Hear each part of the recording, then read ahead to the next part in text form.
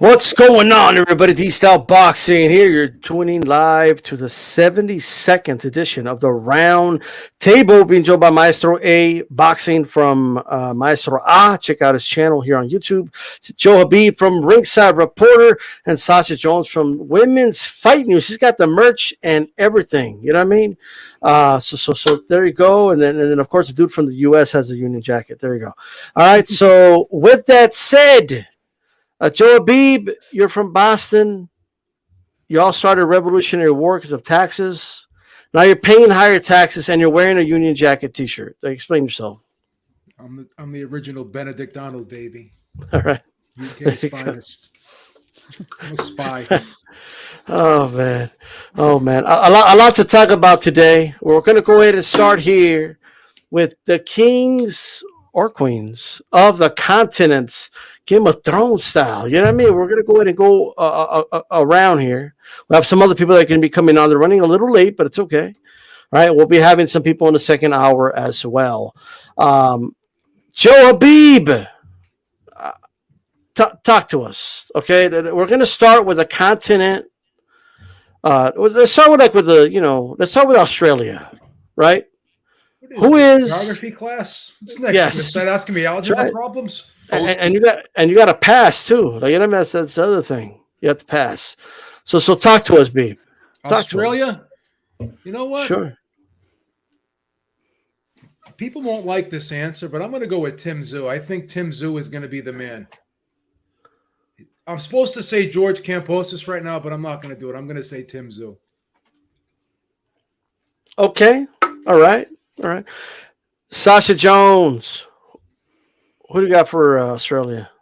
Oh, it was a tough one. I was between two. I was between Shannon O'Connell or Ebony Bridges, and I'm gonna have to go Ebony Bridges. I know, less fights and all. I know, it's controversial, but I've just got to stick with her. She's the Australian fighter that's got herself to the UK and made a bit of a name for herself. So I think she deserves the throne for that. All right. Okay. There you go. Maestro, talk to us. Australia, or that region of the world. To be clear, I was going to go with Oceania, which includes, Samoa and, New Zealand and all these other places out in the Pacific. But look, I got to keep it real, man. I'm not basing this on who can beat who. Because if it was who could beat who, I don't play Honey, I Shrunk the Kids. Everybody here knows that, okay? Because if it was who could beat who, it's Joseph Parker. He beats everybody out there. I mean, he washes most of these dudes. No disrespect to Anthony Mundine and Danny Green, okay? And no disrespect to George Kambosos Jr., but as much as I like George, I don't think he can beat Joseph Parker. Okay. Now, if we're going most accomplished, all right, and for the rest of this segment, I'm going to stick to most accomplished. Well, then it's George Kambosos Jr., WBA Super, WBC, what's it called? Franchise, WBO and IBF lightweight champion of the world, most accomplished fighter from that region of the world. It's not even close. Okay, all right. Shout out to Remy, says, what up with that super chat? Much appreciated. Let us know what you guys think. I got to go with Kambosos. I mean, like, George Kambosos, the lightweight champion of this world, right? And he's the best. I mean, I think he has the best win in Australian history. I mean, I don't know a bigger win than that one. I mean, I might be wrong, but it's a big win right there. So that's Australia, all right, or Oceania, however you want to describe it. Let's go with Africa. All right, back to you, Joe. This was the easiest one. What do you got in Africa? Zolani Tete, baby. Okay. 115-pound champion and 118-pound champion. Slick southpaw from South Africa, daddy. You mean former? That's what I said, former. I didn't hear you say former, just for the record. I saw it sounded like present tense when you just said it. It's former, brother. Okay, just to be clear. All right. Sasha, who do you got? Again, another tough one. I'm going with Rushda Malik. So she's only 4 fights in, but if you listen to her story again, like she's got an incredible story to where she's got to. She's had quite a horrendous time. So all for her. I think with her story, I think she's gonna kind of conquer a little bit. I think she's going to be a bit of a dark horse going forward in her division. So I'm going, Rushda Malik. Shout out to Remy, by the way. He say I got Sky Nicholson as future Australian champ. Accomplished. I think you mean champ. But hey, shout out to you, Maestro. Who holds the throne? Quick question about the rules of the game here. Do they have to be based in Africa? Or what if they have a parent from Africa or two parents? They got to be from like Africa. In that case, we need birth certificates. Okay, so in other words, like Luis Ortiz or Anthony Joshua wouldn't count, right? No, need birth certificates. Not even. Like you got to be born. Like when they announce you, they got to say from Africa. Like Social Security. We need Social Cameroon, Ghana. You got to be like you can live somewhere else, but you got to be from there. Okay, so in that case, I mean, it's not even close. From what I can gather right now, Africa has only one active world champion, and that's Junior Makabu, otherwise known as Lunga Makabu, out of the DRC, the Democratic Republic of Congo. All right, so I'm going to have to go with the Congolese brother right there. Makabu, sorry, Joe, but Tete is a former world champion, not an active one. 11-second knockout, baby. So, I mean, it's a great knockout. 11 second. Makabu could never do that, baby. But could Tete... 11 seconds. Oh, man, that is an impressive record. It's an impressive record, but could Tete put Tony Bellew on his ass in his hometown stadium? Hey, listen, if Tony Bellew wasn't looking and he was sitting down at a bar and Tete just stole on him, he could take him out. How fast he is. In terms of I got in a fight with my ex-girlfriend one time. She snuck up behind me and hit me in the face, knocked me off my chair. I don't underestimate anybody. Man. In terms of active world champions, in terms of active fighters, then I'm gonna go with Tete in terms of his accomplishment. But right now, I can't take away the fact that Junior Makabu has a world title. By the way, it's so coveted that even Canelo wanted to face Let me ask you a question, Maestro. What if they were in the street? Right? What if they were in the street? Makabu was walking down the street, and Tete jumps out of an alley and just kicks him in the nuts. Then he gives him an elbow on the nose and knocks him out. That would be a legitimate win? In a street fight. Yeah, that's what I'm saying. But let's also not forget that I'm sure Makabu can handle himself. I mean, the DRC has been the site of a brutal civil war for many years now. So I'm sure he's seen his fair share from South Africa. He's seen it all. Violence doesn't get any worse than that. South Africa, let me. Speaking of South Africa, right, and speaking about handling yourself. Okay, let's talk about. Can you smell what The Rock is cooking? That is a nickname of, forgive me for butchering this, Tabisu Mchunu, who we all know really beat Makabu and was robbed in that fight. But Don King worked some old school magic to get that win for him, right? So Mchunu, in my opinion, is the king of Africa right now. I got one. Good point, D. Sorry. Yeah, go ahead. No, I got one last name, and that's Riyad Mary.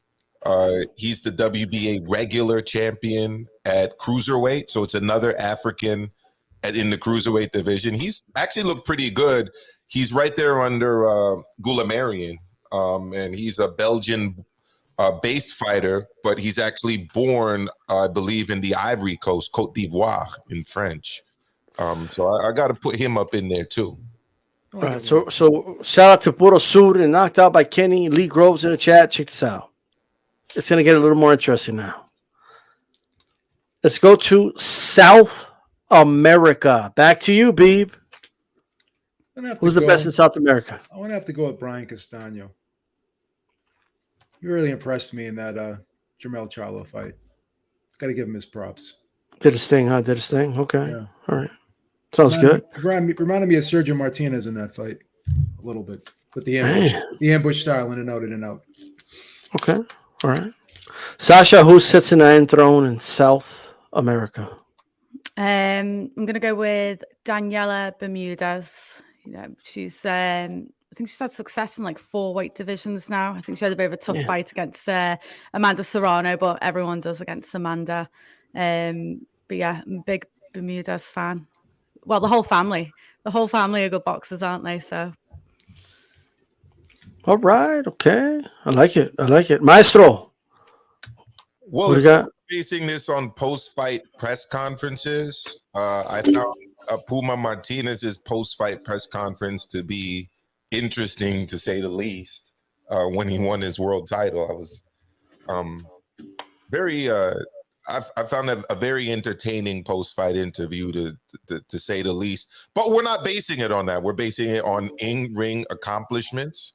And based on that, I also have to go with Brian Castano. I like that. I like what Remy just said, Robson Concept Chow, but I had him winning the Valdez fight. I did. I still contend that he won that fight. I know Joe agrees with me.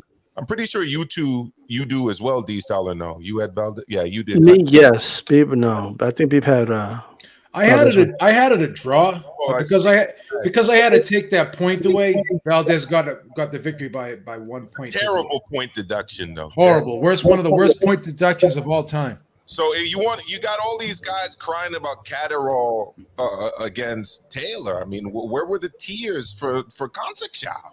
I mean, that was a way worse robbery in my eyes. But hey, what do I know? I'm just here observing from the Bronx, New York. There you go. I'm not tainted by from the boogie down Bronx, baby. Boogie down South Bronx. I'm not tainted by the English media. South Bronx. There you go. South Bronx. Anyways, I made my pick, Brian Castano. Off the ropes. How you doing, brother? I'm doing good, man. How you guys doing? Sorry, a little late. Good evening, everybody.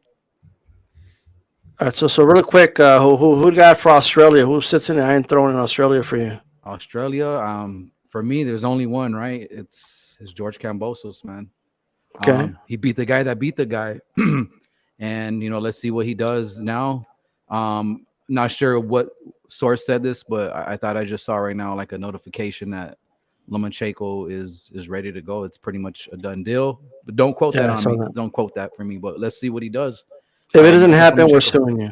I interviewed Bob Arum about 4 hours ago, and he didn't say that at all. All right. That it's a very interesting and tough situation with that. But go. All right. So Africa, who do you got off the ropes? Really quick. Who do you got for Africa? Africa was a little tricky for me. I messaged you a little while earlier trying to figure out, but I was looking at it. I looked it up. Anthony Joshua is Nigerian, correct? I mean, I know he's not representing Africa, but he is Nigerian. But for me, I guess it's Makabu. I think we're just yes, I guess he's the name right now. It could have been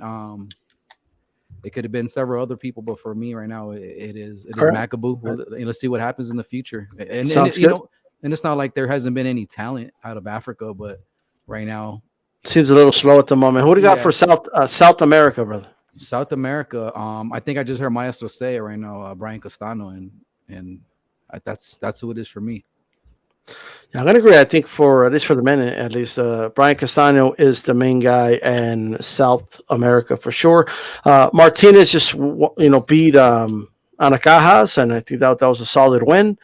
But I mean, Castano's been doing it a little longer, so that is that. We're gonna go ahead and go around again here.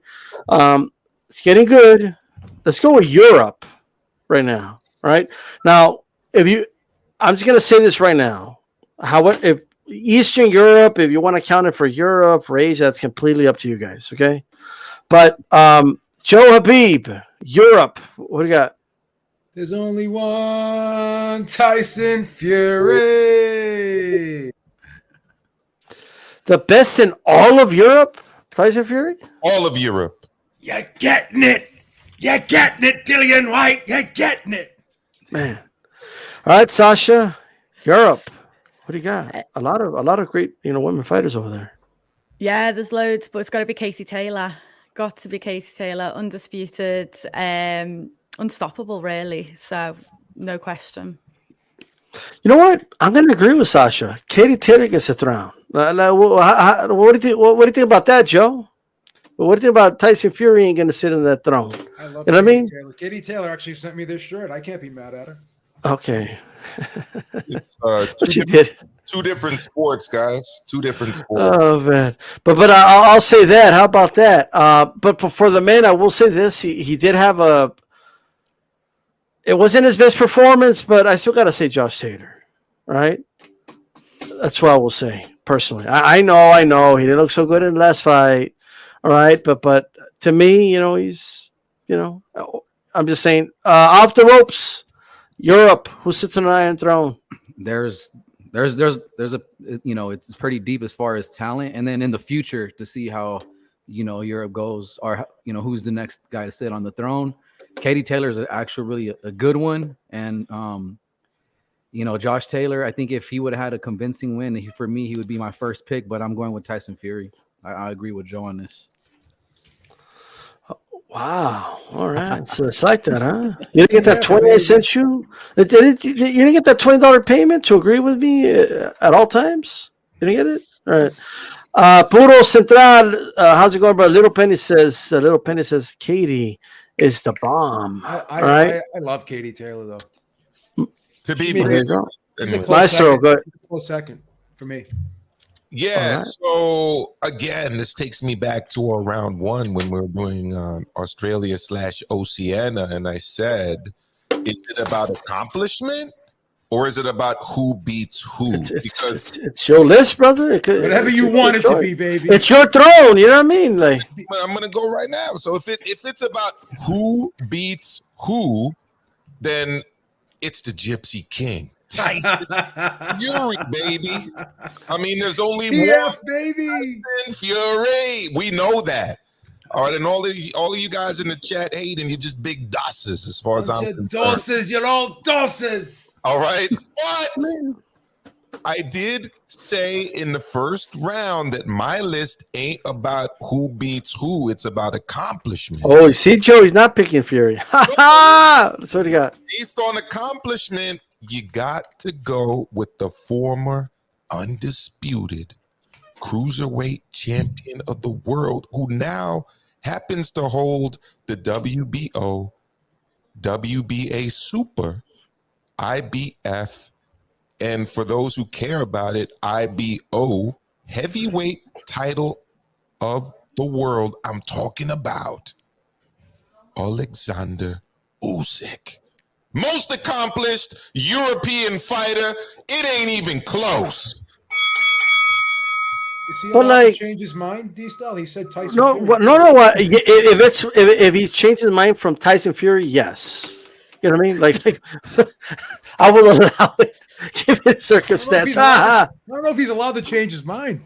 All right. Hey, that's Chad. Let me know. A lot of people are saying, Tyson Fury. Little Penny is actually saying Jorge Linares.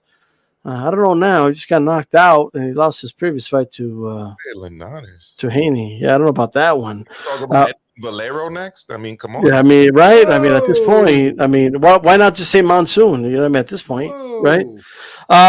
So let's go ahead and proceed, guys. We're gonna go back to you, Joe. You know what I mean? Let's go with Asia. I'm gonna have to go with Naomi Inoue for Asia. You gotta stop going to Joe first. He keeps taking all my picks. Oh wow. Okay. Yeah, everyone's gonna say that just about probably. I don't think it's Inoue. I don't agree. But all right. I mean, if okay. I know he's gonna say if it's not Inoue. Let's go to Sasha from Women's Fight News. Who sits on the throne? I'm going to go Choi for this one. She's had a world title since 2008. I think it was her first fight that she won it, and she's held it ever since. Whether that's because she's fighting the right people or not is another question. But I will pick her because I think she's due a big fight soon in that super featherweight division, whether it's Michaela Mayer or Alicia Baumgardner. She's due a big fight, so she can sit on the throne. Okay. Off the ropes, the best fighter in Asia. Yeah, it seems like Joe's stealing the picks, man. I'm going with Inoue as well. I'm pretty convinced it's Inoue for me on that throne. Okay, all right. Maestro, Inoue's your guy? Well, I mean, yes, he is the guy in terms of being the most accomplished, World Boxing Super Series winner, survived an orbital bone break to beat Nonito, who, boy, has that win aged very, very well, by the way, the Nonito win. I mean, he crushes people to the body, crushes people to the head. Man's able to throw 3 straight power hooks with speed in succession, all landing on the target. I mean, when have we seen that since Roy Jones Jr. in his prime? You know what I mean? Come on now. All right. Some people may say Gennady Golovkin should get consideration, but when you don't take on Derevyanchenko to take on a blown up Vanis, all right, and then when you do take on Derevyanchenko, you lose on Maestro scorecards. I can't consider you the best Asian at that point. Matter of fact, I don't even know if that Asian is going to beat the Asian that he's about to face in Murata in front of 30 to 50 million Japanese. Okay, so if it was which Asian beats everybody, well, then in that case, Maestro would have picked Zhilei Zhang. But we're not doing that. We're picking based on accomplishments. Would Zhilei Zhang beat Inoue? Of course he would. But we're not basing it on that because we don't play Honey, I Shrunk the Kids. All right, so we're going with most accomplished, meaning I don't pick Zhilei Zhang, meaning I pick Inoue, book it. That's who Maestro's best Asian fighter is. You think he could beat Jet Li? Yes. Well, Jet Li's like 6 years old now, so probably, The Bruce Lee conversation again. We don't want to do that. We don't want to do that. Ladies and gentlemen, Artur Beterbiev, okay? The best from Asia. Technically speaking, Russia is in Asia, and I'm going to say Beterbiev is the best out of Asia. That's just my personal opinion. I like that one. Powerful, strong, and I think that is going to be the big challenge for Canelo sometime down the line. Here's a big one. North America. Let's go reverse this time. Let's start with Maestro. North America. Who sits on the throne? Okay, on this one, I'm not only going North America, I'm going Central America, I'm going South America, because, my mom, being the proud Latina that she is, taught Maestro when he wasn't even Maestro yet, when he was little Amilcar, all right, that America ain't the United States, son. And a matter of fact, America's one continent, and in Espanol, América con el acento, all right, is North plus Central plus South, all right? And El Rey de América, and I'm not talking Club América in Mexico City that play at Estadio Azteca, although this dude could fill Estadio Azteca should he ever decide to compete there. I'm talking about the one and only Saul Canelo Alvarez, King of America. Man, look at that. He gave them both continents. You know what I mean? Like, this is to start off. Hey, off the ropes. Who sits on the Iron Throne in North America? I'm agreeing 100% with Maestro. I think he's obviously won. I think if Terrence Crawford got some of the fights that he should have gotten, I don't know, it would have been a really close one for me. I probably maybe would have went with Terrence Crawford. Yeah, he's accomplished at 140, but right now, where he's at currently is at 147. So that's what we want to see. But, I'm representing hard for the Mexican Canelo Alvarez.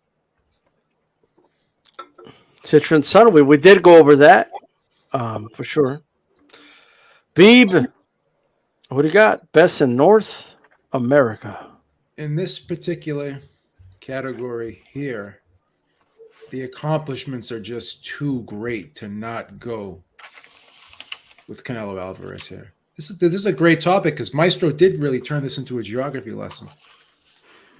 I liked it. Well, there you go. Okay, all right. Sasha, from Women's Fight News, who do you got? Clarissa Shields. It was tough one, Clarissa or Amanda Serrano, I think, for me, but I've got to go Clarissa Shields. You know, 2-weight undisputed world champion. She's unified in another division. Possible super fight coming up with Savannah Marshall, and obviously 2-time gold Olympic medalist. So accomplishments wise, I don't think many people are going to beat Clarissa Shields. All right. Clarissa Shields, that's a good pick. Lee Groves is asking, what about Antarctica? I mean, the Penguins, you know, the pound for pound best out there. You know what I mean? Look, so we went over all the continents here. Let's go ahead and get started with some boxing news, guys. Vergil Ortiz falls ill. Part of me, as I tried to kind of figure this one out a little bit, right? So he felt ill to Rhabdomylosis. I can't say it. If anybody in the panel knows how to say it, go ahead. But he fell ill. His father even tweeted out saying, "Hey, my son is, he's sick. You know, he was losing weight too fast, and that was a concern." We know the story. Of course, it's not COVID related. Again, it's due to the weight loss. He was losing weight too fast. And so he fell ill. The fight got canceled. Okay, biggest fight of the weekend is no longer going to happen. Should boxing consider changes or reforms to day before weigh-ins because of this? Maestro, I'll start with you. No, because... By the way, it's really, and I'm sorry, I don't mean directly because of just this. This is one of many examples. Okay. Of, well, that's a slightly different question, right? Because I'm not against same-day weigh-ins. I just don't think that this specific reason is the reason to do it. Because to me, if you're unhealthy to fight the day before the fight, then you shouldn't be fighting. It shouldn't be, oh, I'm sick on Friday. Let's see how I'm doing Saturday afternoon. Because what that would do is it wouldn't allow the promoters and the commission to find a suitable replacement opponent, which is my biggest question about this whole thing. Like, why isn't McKinson allowed to take on Cobb, or what is it, Blair Cobbs, I think is his name, the Ric Flair dude? I mean, I think that McKinson shouldn't be going back to England without a fight. Like, he was in the main event. Let's have Blair Cobbs move up and then find a last-minute replacement for Blair Cobb's opponent. I mean, they fight in the same weight class. Usually when you have a main event and a co-feature with all 4 people fighting in the same division, that's typically what happens. You know, I remember when Lennox had that fight, fall through with Kurt Johnson, and then Vitaly Klitschko stepped in to replace Kurt Johnson because Vitaly Klitschko was on the undercard in the co-main event, and it ended up being a heavyweight classic, right? Lewis versus Klitschko. So I don't quite understand why McKinson goes home empty-handed as a main eventer, and then the co-feature becomes the main event. I didn't like that at all. But look, I hope that Vergil Ortiz recovers. This sounds quite serious. I hope he makes a full recovery. I hope he gets another big fight. Salute to Don Roberto Diaz and all of those guys over there guiding his career. I think that they've done a really good job. I just don't think that this is the reason to do same day weigh-ins. Although I do like guys fighting in close to their walking around weight, which I think same day weigh-ins would help with, but not because of this reason. All right. Off the ropes. Talk to us, brother. What do you make of whatever thoughts you have about this Vergil Ortiz thing? But should we do any reforms because of this? It seems like it's a widespread problem, in my opinion, with dehydration in boxing. Yeah, no. That's why there's there's a smaller gap in between junior welterweight and welterweight, because I mean at one point I'm sure it was like one big 10-pound weight difference. He's 23 years old. It's pretty scary, man. We don't know how many times he's actually experienced this, or how many fighters actually came close to actually having that situation happen to them. Offhand, I can't really think of any, but you see a lot of the younger guys, some are making examples or having examples saying that Devin Haney is another guy that needs to go up. There's a couple other guys. Teofimo, they said, he's going up to 140. Him being 23 years old, I mean, you could just tell by his frame, he really isn't a 147 fighter. And of course, you want these fighters to be healthy, first and foremost, before they could step in the ring. That's what you want, of course, their health foremost, and then of course to entertain us. And we wouldn't want him to kill himself in that ring. And I agree, Maestro. I would have loved to seen Cobb in there as well with fighting McKennison. Why shouldn't they? But Alexis Rocha is another good fighter, so I guess that's a pretty good main event. I'm not upset with it. But I don't know what there is what's next as far as what can they do to make sure that these fighters stay healthy and there's no complications. But I'm hoping for a speedy recovery. Like I really like Vergil Ortiz. He's a great fighter, man. Let's see. Hopefully hopefully it's nothing too serious. Maybe he can recover from this within like maybe a month or so, and then maybe get a fight down the line. So it's unfortunate for Vergil Ortiz. Yeah, for sure. Boxing Dave, how you doing? Thank you so much. I'm sorry, I confused the time zone, and I thought it was at 10 Argentina, and right now it is 9. Sorry to everybody. You're okay. Now, as far as the we're talking about the Vergil Ortiz situation, he fell ill, right? Due to he was cutting weight a little too fast, according to his dad, and they were concerned. They pulled him out. Do you think there's a problem with boxing in general, the way we do the day before weigh-ins with dehydration? And do you think there should be any changes, in your opinion? I think it's a different thing with him because he's too young. We are not talking about a man, a 30 years old man or 35, who is completely who finished to grow completely. Vergil is too young right now, and I think it's something different. I think he or maybe his team put a lot of pressure on him, and this is the result. To have this it's a complication, but not at all, because it's something that he has a cure or things like that. But he's too young to have these problems right now. Absolutely. JC, I appreciate this. Shout out to the round table. Shout out to you, brother. Much appreciated. All right. Thank you for your service as well. All right. Sasha. So after this, if you have any thoughts about the Vergil situation, feel free to tell us about that. But do you think that there should be changes and reforms to the way we do things with the day before weigh-in, in your opinion?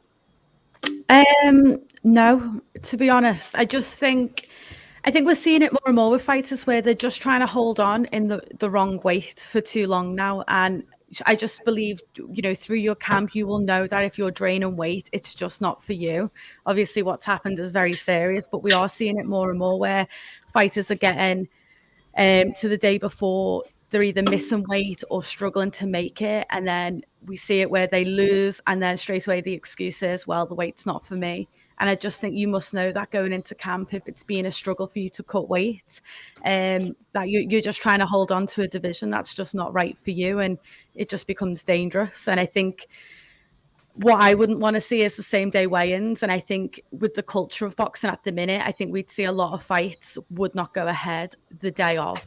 I know it's not much better the day before, but I think it would be a lot harder for an opponent who is getting mentally ready for that fight, and then the day of it's cancelled. Because I do just believe it's that culture of boxing at the minute where people are trying to pick weights because for whatever reason. I'm sure there's lots of different reasons, but there's so many weight divisions now. There's no need to be draining yourself out for the sake of just moving up 5 pounds. So I don't understand it, but we're seeing it more and more. I'm not a fan of it for that reason, but I don't know how much of a difference it would make initially having the same day weigh-in, because I do think boxers are going to keep making this mistake until something like this happens, until they fall ill or until they lose a fight, and then they're like, oh, actually that weight's not for me, and by then it's too late. Now, correct me if I'm wrong, because I saw Clarissa Shields tweet about this. In the UK, you have to be a certain weight, like a couple days out, right, or something like that. Yeah, so for title fights, they do check weights all through camp. So a lot of these fighters are having to drain quite early in camp. So Terry Harper had a problem in her last fight where she got beat to Alicia Baumgardner, where she just had to cut weight very, very early in camp. And obviously she's just drained for the rest of it. And then it becomes, as we saw, it become quite dangerous. Obviously that knockout, don't get me wrong, it was a fantastic, right hand, right to the temple, but she's very drained. She's lost a lot of fluid around the brain. It just becomes quite dangerous. So yeah, it's different rules in the UK where I think obviously they're forced to move out of divisions a little bit quicker because you can't just cut weight a couple of days before. You're having to do it weeks prior. Okay. Joe, like listening to that and knowing like how they do it in the UK, is that something you think that we should implement in the US? Right? If you want to answer that. And then of course your general thoughts about if we should have any reforms or changes. I think that's better than what we have, but I've never been a fan of the day before weigh-ins because I think it gives fighters a false sense of security. We have all these fighters who walk around very heavy and they think they can get everything back in 36 hours, and you can't get everything back in 36 hours. It takes 3 days, sometimes up to 5 days to get everything back, because when you deplete yourself of all those vital nutrients, electrolytes, or what have you, you can never get it back that quickly. And I think over time, by trying to do it over and over again, you cause irreparable harm to your body. I think sometimes these guys don't realize what they're doing because, as Sasha said, the fluid around the brain, the cerebral spinal fluid, is very vital in cushioning the brain. So if you're getting hit in the head and you don't have that cushion in your brain, then your brain's going to be smacked around and you're gonna damage it, obviously, right? So I think if you went back to same day weigh-ins, just like they do these guys know how to do it. They've done it in the amateurs, right? So they have experience at it. You have guys like Sean Porter who in the amateurs fought at 165 pounds, and then they went and fought at 147. So what does that tell you? So yeah, I would like to see them go back to same day weigh-ins and have these guys fight at their correct weight classes. I think that this was supposed to help, but I'm not sure it did help. It could have hurt even more, in my opinion. Okay. I gotta say, this is just my opinion, of course, but Sasha mentioned about the current culture in boxing, and it's 100% true. Like, fighters are used to a certain way of doing things. So this wouldn't be something they can do overnight, but I do think we can slowly change the way things are done, because I think guys their optimum weight's over here and they're weighing over here, right? And maybe when they're younger, maybe when they're first at that weight class, they're able to kind of, make up for that, you know what I mean? But it catches up with them. And in my opinion, right, although I don't have all the facts in front of me, this could just be like some side illness he got. But I think this situation with Vergil was probably a sign of someone who was used to doing something like there's a science to it, right? You're at Robert Garcia's gym. You have a strength and conditioning coach. You have a certain way of making things happen, a certain way of you making weight.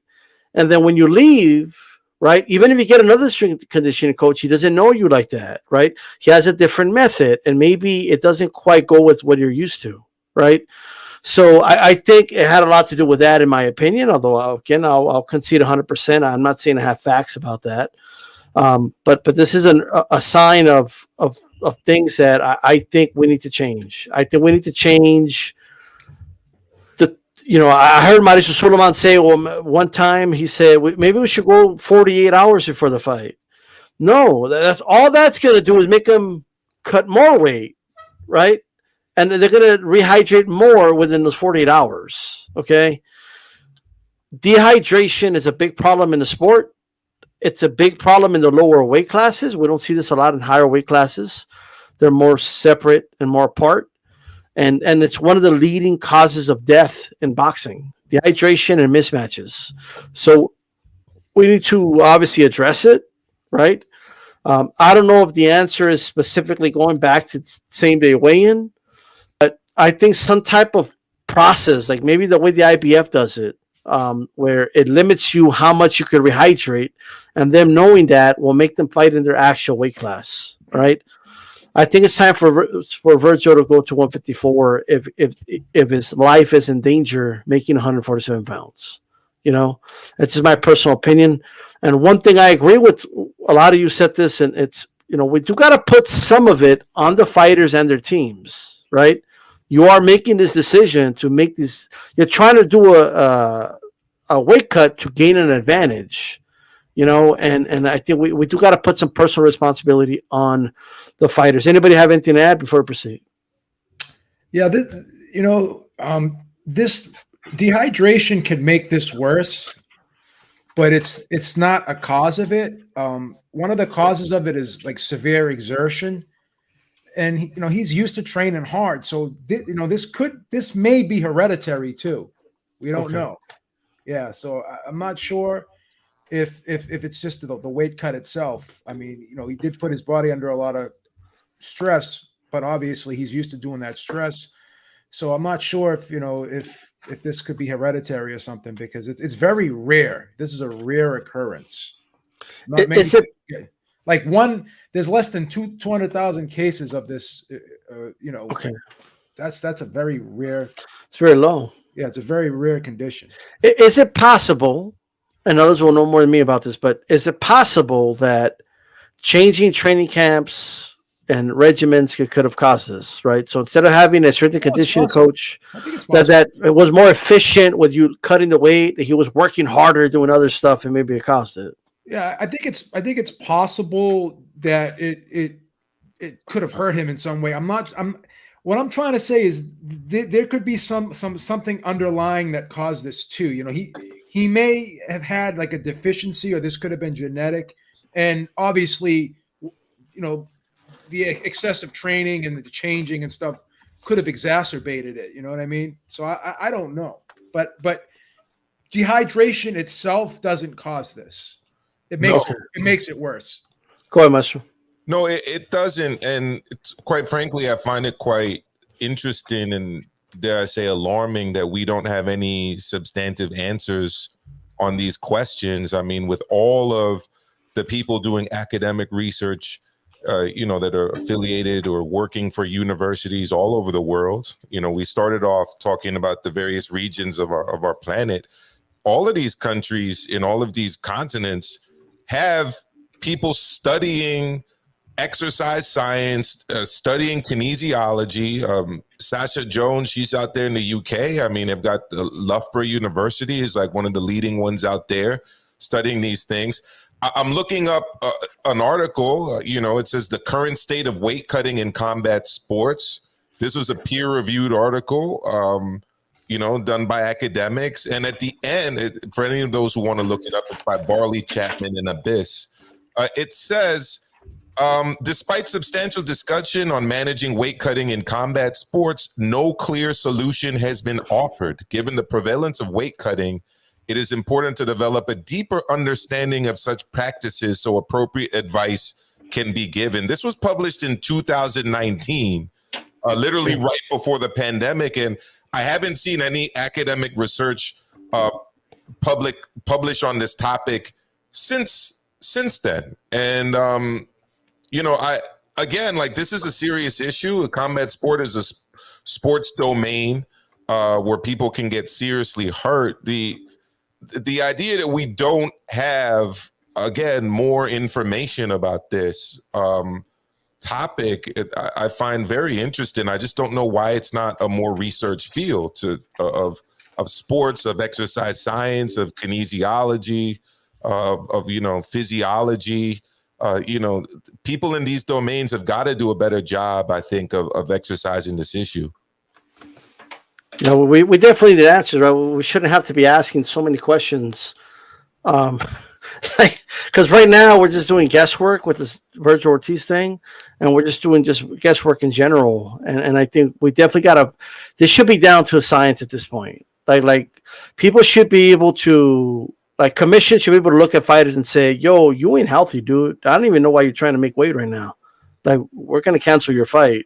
You know what I mean? So it should be to that point. And to further say this, I mean, this is not boxing, but it's actually worse than the UFC, you know? And people keep saying, get rid of the weight classes. That's what happens. Well, UFC has these weight classes, but they're holding up. I saw this one video of the woman being held up by two men while she was getting weighed in. Like that's crazy. And then she fell back, and people are being walked to the way to step on a scale, but they're going to have a prize fight the next day. Something's not adding up there. So I don't know if cutting weight classes or getting rid of weight classes is the answer. If anything, that's something that helps you, right? Like, hey, just move up a couple more pounds and you don't have that problem. So I agree. And one thing to add to that, I think the reason the UFC has bigger problems in this regard than boxing, and this is to all of the purists out there that want there to be pure weight classes, the pounds between divisions is so much greater in 15 pounds in between. Yeah. Each division. So that's crazy.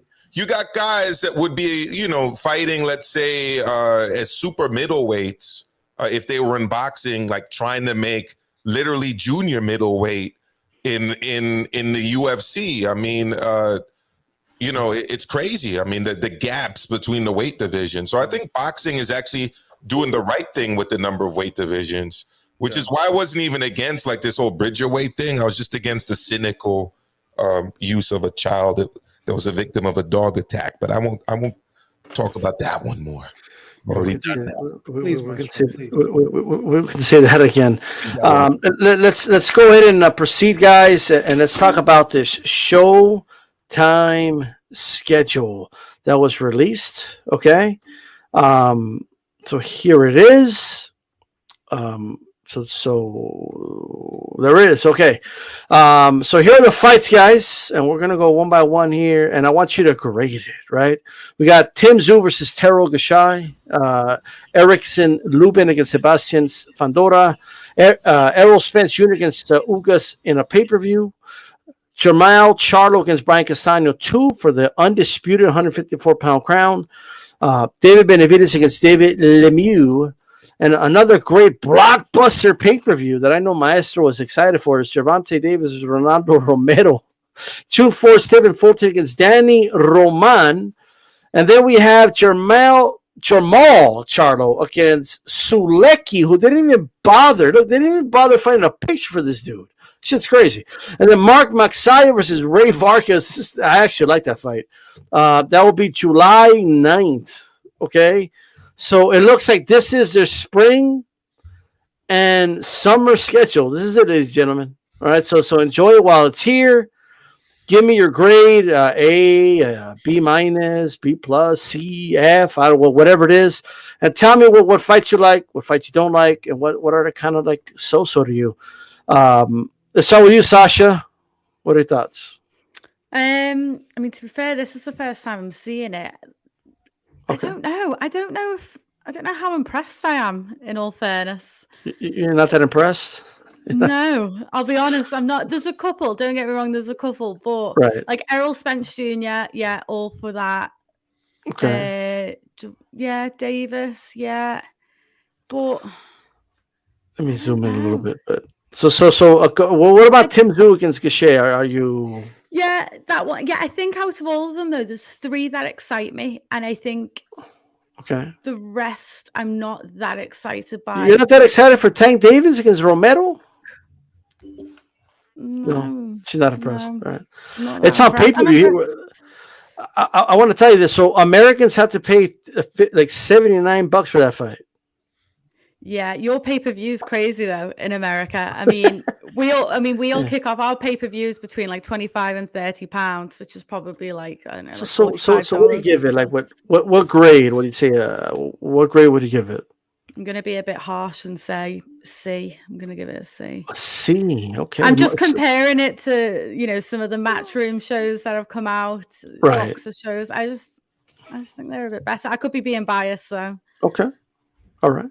Boxing Dev, give us a grade and which fights you like, not like.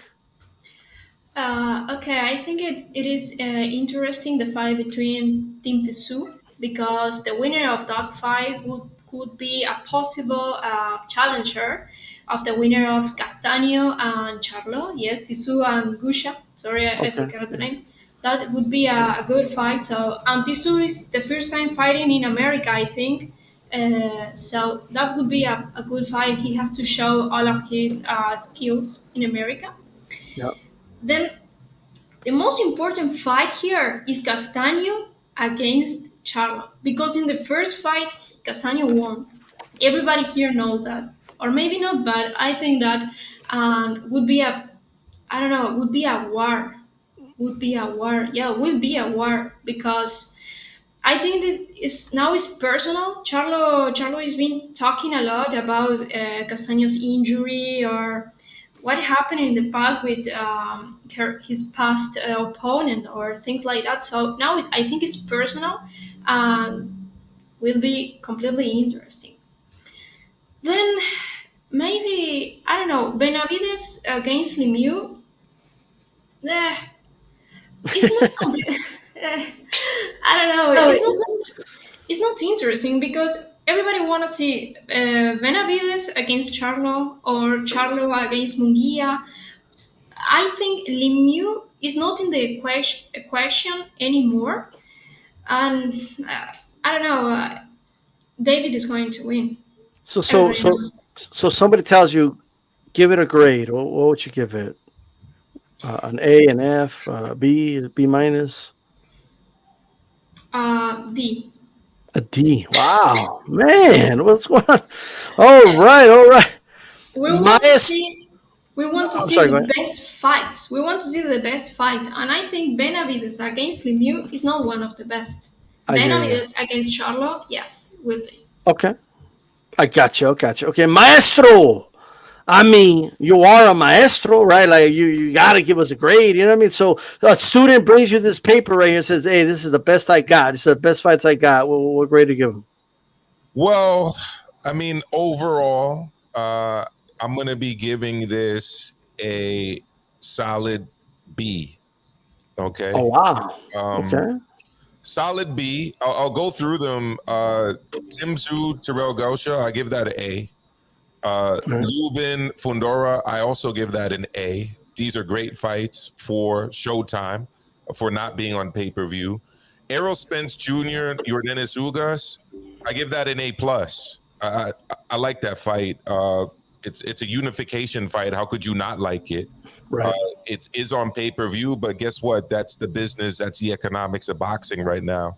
Or Jermall Charlo, Brian Castaño 2, A++. Extra credit, right? In the UK. Yeah, look, come on. You're giving us an undisputed title fight on regular Showtime. Like, how is that not an A+, right? Yeah. Benavides, David Lemieux, I'm giving that an A-. Okay? I don't mind that. It's been mandated by the WBC. I actually have seen David Lemieux fight multiple times. Shout out to Joe Habib.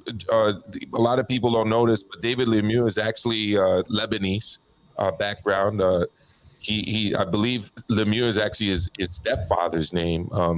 He's fluent Spanish, fluent French, fluent English. He speaks Armenian and Arabic. I mean, he's a special guy. And he's got those short arms that put people to sleep. I saw that firsthand when I saw him knock out Curtis Stevens live. I don't have a problem with that fight. And it's not on pay-per-view. Gervonta Davis, Rolando Romero, this is what brings the entire card down to a B. And it's because I give this fight a D. Saying that as someone who's going to be attending this fight here in New York City, this should not be on pay-per-view. Originally, I actually thought it was going to be on regular Showtime. And Kenny, shout out to Kenny, KO Kenny, knocked out by Kenny. He told me it was on pay-per-view, and I had a tough time believing it. But yes, it's on pay-per-view. Come on, guys. That should be on regular Showtime. That's not even a real title fight. Stephen Fulton Jr., Daniel Ramon, A. Solid A.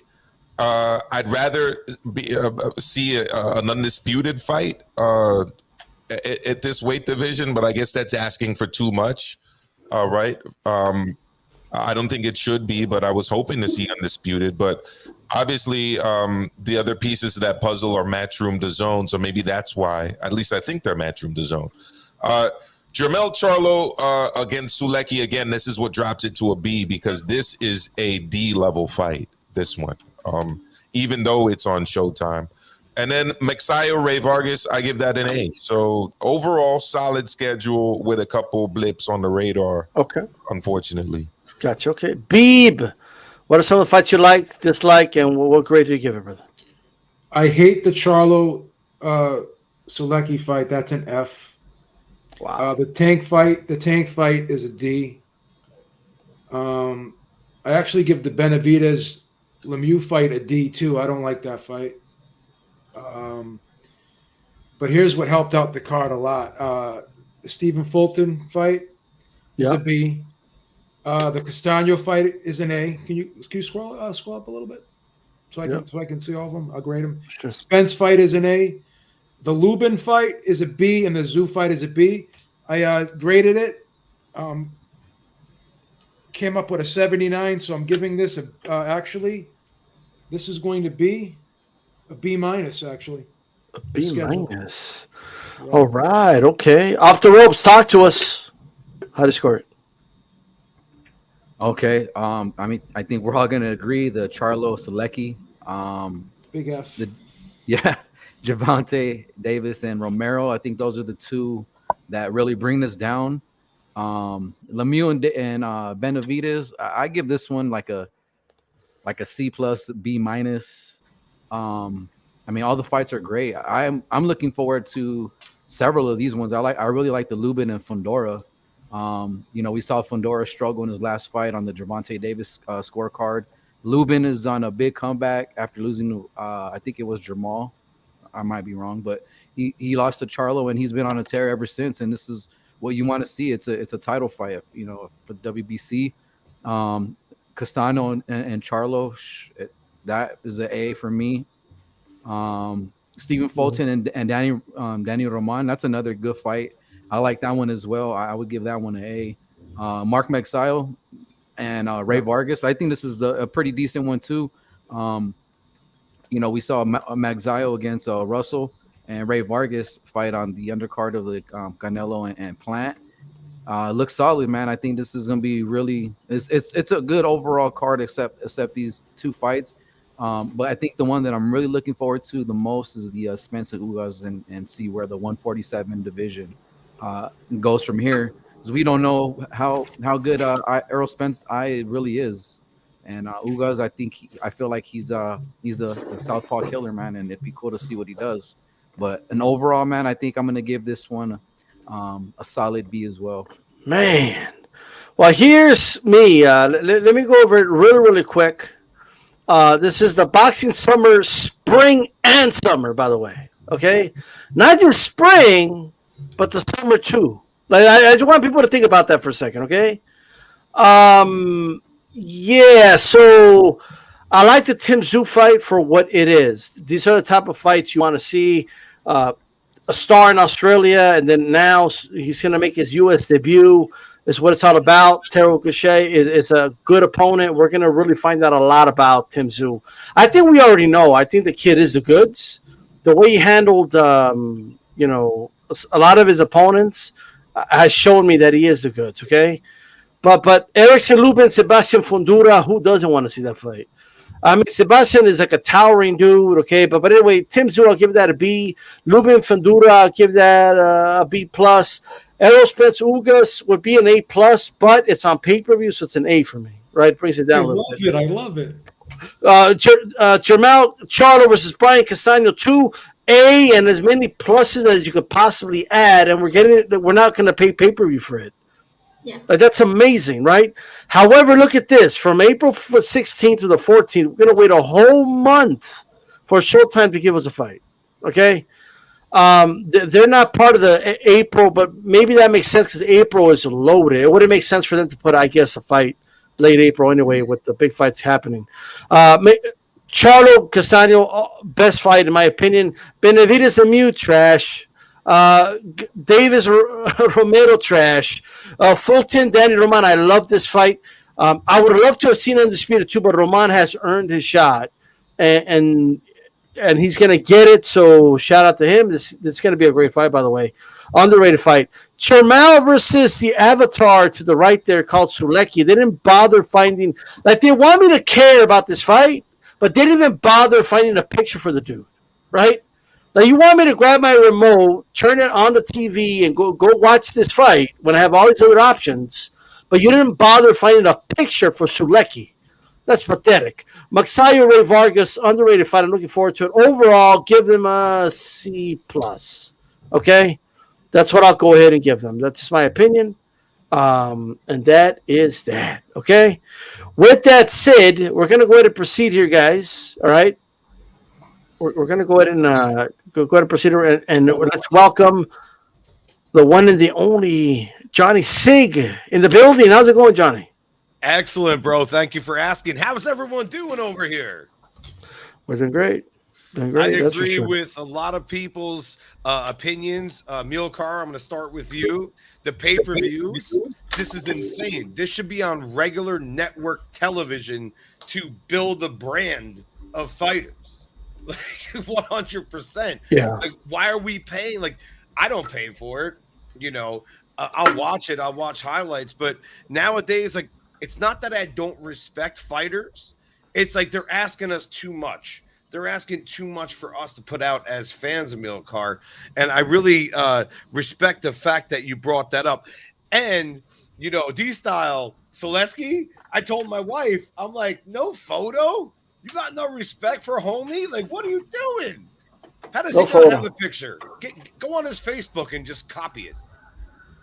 Yeah, absolutely. So with that said, guys, we are going to actually proceed here, but shout out to you, brother, for coming on. Hey, for those that don't know, all right, the one and by the way, shout out to Shushan as well, joining us as well. Shout out to you, brother. Who is the bad guy at boxing today? Unfortunately, we lost, Razor Ramon, also known, or his real name is Scott Hall, wrestling legend. He revolutionized the game like he just did. And I'm talking in all types of ways. Fighter pay, guaranteed contracts, everything, right? A lot of professional wrestlers today owe a lot to Scott Hall with that. But not only that, like memories, growing up, and then making the bad guys cool, right? Like he was the first one to really do it. It wasn't Stone Cold, it was him, right? And he did anything. He never needed to win a world championship. He didn't need any of that. His character was what sold it. But anyway, my question to the panel, just really quick. We're going to go around really quick. And if you have any thoughts about Scott Hall, feel free to share. But who is the best heel, like the best bad guy in the sport of boxing today? Full weight, you just came on. We're going to go ahead and start with you, brother. Who is the best? Talk to us. The bad guy. Who's the bad guy in boxing? He may not be the best, but he's one of the most entertaining, and that goes to Riley Romero. If you missed that press conference he had with Gervonta Davis in Los Angeles, it was one of the funniest press conferences I've ever seen in the sport of boxing. Yeah. Riley Romero, okay. He's the Razor Ramon of boxing, okay. Right, makes sense. Boxing Dave, who's the bad guy? Who's the first of all? Did you know anything about Razor Ramon, like in Argentina, or no? Sorry. No, that's enough. Could you translate in Spanish a little bit because I think I understand. ¿Quién es el rudo? ¿Quién es el? Okay, in Argentina. Yeah. In Argentina, Castaño. Okay, he's the bad guy. Castaño's not a bad guy. He's a bad guy. He's a badass. Is that what it is? No, we haven't in Argentina. We haven't that kind of profiles in boxing. Okay. Everybody goes there and do his job, and that's all. But Dave, what about Maidana, like with the cigars, like the Hawaiian T-shirts, butted down halfway? Yeah, but he's not active anymore. Carlos Monzon was definitely a bad guy in more ways than one. Yeah, but the question is which active fighter? All right. No, it doesn't. By the way, it doesn't have to be Argentina. It could be anywhere. Like who's the bad guy in boxing right now? I think a bad guy is Bronco Lara. Bronco Lara. Okay, well there you go. All right. Yeah. You did an interview with him, right? Plug it in. All right, there you go. All right, great stuff. Hey, Johnny, talk to us. Who is the heel? Who is the bad guy, man? Yo, Chico, who's the bad guy in boxing? I'm going to say right now on current planet Earth, Tyson Fury. I mean, he went in there and he did what all the things that I thought was the heel of boxing could do in Deontay Wilder, and went out there and he pulled a Deontay Wilder on Deontay Wilder. That's a bad dude right there. So I got to say, like, I mean, you know, and plus like all the things he went through. And then he got very aggressive. He changed his style a little bit. He fought fire with fire. My guy, Tyson Fury. All right. Okay. Maestro, yo, Chico. Talk to us. Well, I was actually here trying to pull up a screen share real quick for you, D-Style, because, you know, my guy's so bad that, like, you need to see the pic to fully maybe I have to remove mine. appreciate it. There we go. That's my bad guy. Yes, that's my bad guy right there. I mean, come on now, guys. Yeah, but Razor Ramon was cool though. Like a black James Bond villain, ladies and gentlemen. Okay, it's Leonard Ellaby. You know, with the stunning shades. You know, sitting on that very recognizable face. Telling people, who the hell is Josh Taylor? What does Josh Taylor bring to the table, ladies and gentlemen? Who's that guy? Why do we have to fight him? You know, we're just gonna keep stuff in house. All right, is that who gets people more upset than that? You know, Leonard Ellaby, man, come on now. It is what it is. It's Leonard Ellaby. Okay, all right. Joe Habib, who is the bad guy, Chico? Like who's the bad guy? Talk to me. This guy, everyone's talking about him. A lot of people are hating on him. A lot of people are jealous of him. He's trolling the whole world, and you know who this guy is. This is Jake Paul, baby. Okay. Jake Paul. Getting under everyone's skin. Man. Even yours. Just a little bit. Okay. Sasha, who's the best heel in boxing today? Dillian White. I'm gonna go for. I think obviously he didn't turn up to his press conference with Tyson Fury. That's right. He flips tables when he was fighting Chisora. You know, I think he just does everything and anything to get under people's skin. And it worked. It definitely worked at the press conference when he didn't turn up. And you saw Frank Warren was pretty upset with that. So he's doing a good job. Yeah, he definitely did upset him for sure. Off the ropes. Talk to me, Chico. Who's the bad guy? You know what I mean? Say goodnight to the. If we're gonna say goodnight to a bad guy, who would it be? Oh man, good answers. Ellerby is a hilarious one. Jake Paul. I mean, that's funny as hell. It is true though, right? Like a lot of people in the beginning, there was so much shit talking about him. Everybody hated him. Now you know you kind of okay with him for the stuff that he's doing, especially for the women's boxing, especially for Serrano's career. If casuals didn't know who she was, now she's getting a bigger platform. And I mean, if we're gonna go off the definition of a heel, the bad guy, but also people tend to like the guy and kind of agree with him in ways. I'm gonna agree with Beeb on this, man. I mean, it is for me. It is Jake Paul. Originally, I had a different pick. I wanted to say Tyson Fury, but I mean, the definition of a heel here is Jake Paul. It's Jake Paul for me. Yeah, for sure. To me, Jake Paul's like the Brooklyn Brawler, though. He's not Razor Ramon. You know what I mean? I'm just saying. Like in William Boxing, Canelo, aka Cartello, is a new bad guy. I agree. Like Canelo is the Razor Ramon. Like get the fuck out of here, man, and all the other crazy shit he says, right? Canelo has turned heel, ladies and gentlemen, like NWO style. Like when Scott Hall went from WWE to WCW and he joined and he started the NWO. That's Canelo. He's a heel now. He's talking shit. He's the matchmaker of boxing now. He's telling these guys, "Oh, go fight each other. I'm busy. Go earn your shit. Go earn your shot with me. Okay, get out of here, right?" Style, what's the first thing that you learn when you learn a new language is all the curse words. All the curse words. He has them down. Get the fuck out of here. Right. Like you son of a bitch and get the fuck. Like all I'm saying is, okay, he accused Plant of doing the same shit he does all the time, right? Talking shit about somebody's mother in Spanish because he probably didn't understand what the fuck he was saying, right? But yeah, I'm just saying. All right. So with that said, yeah, Canelo to me is the bad guy. Okay. And when Canelo retires, say goodnight to the bad guy because you'll never see another bad guy like this again. All right. I'm just saying. Sorry. Go ahead, Dad.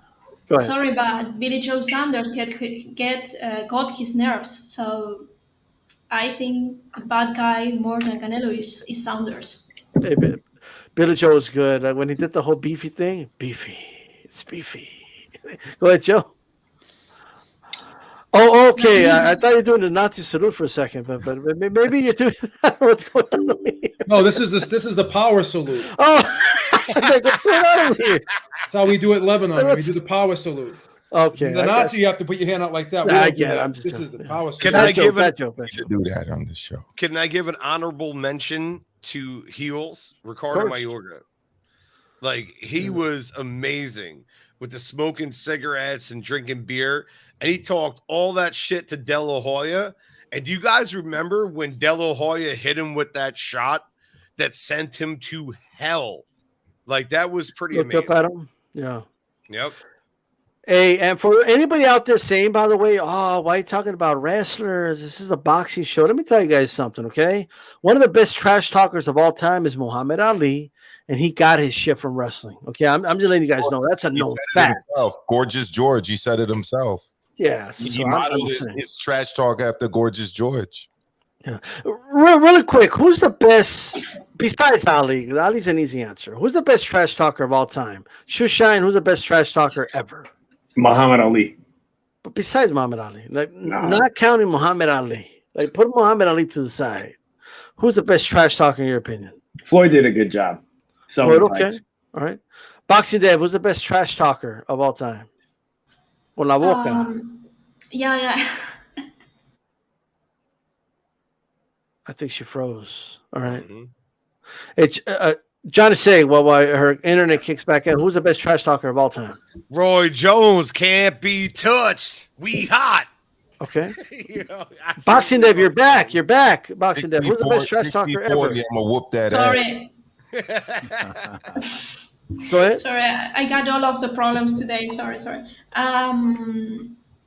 That guy who fought against Sean Cepeda, Puerto Rican one, was doing a great job, but then Sean knocked him out. But it was a nice one.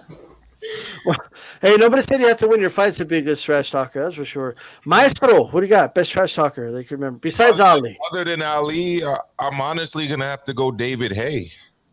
I mean, David Haye, he was good. Yeah.